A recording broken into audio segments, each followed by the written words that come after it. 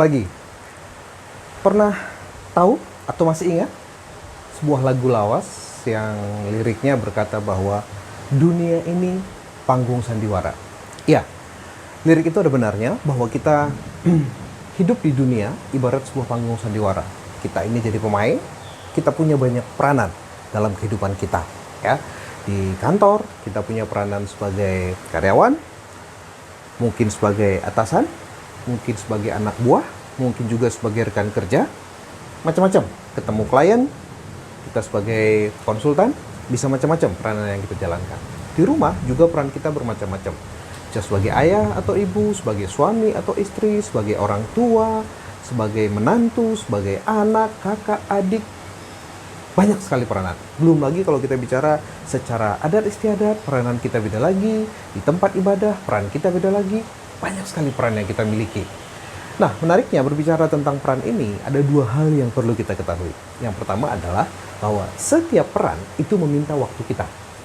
Setiap peran yang kita jalani itu menuntut waktu kita.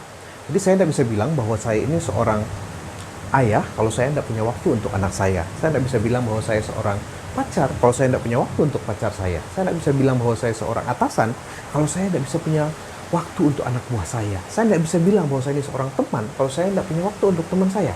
Setiap peran meminta waktu kita. Yang kedua, bahwa setiap peran itu ada tempatnya. Kita tidak bisa membolak-balik. Peran saya sebagai karyawan tidak perlu saya bawa-bawa ke rumah. Peran saya sebagai anak bungsu tidak perlu saya bawa-bawa ke tempat kerja. Peran saya sebagai bos di kantor tidak berlaku ketika bawa ke tempat ibadah. Peran saya sebagai konsultan, peran saya sebagai fasilitator, ya tidak penting juga ketika kita bawa ke adat istiadat.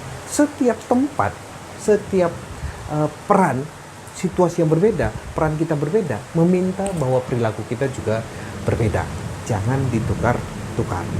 Semakin banyak peranan yang kita miliki, semakin dituntut kita cermat, bijaksana, mengelola waktu, dan semakin cermat pula menempatkan diri. Selamat menjalani peran, buatlah setiap peran itu menjadi bermakna. Saya Satria Dharma Tarigan, menjuah-juah.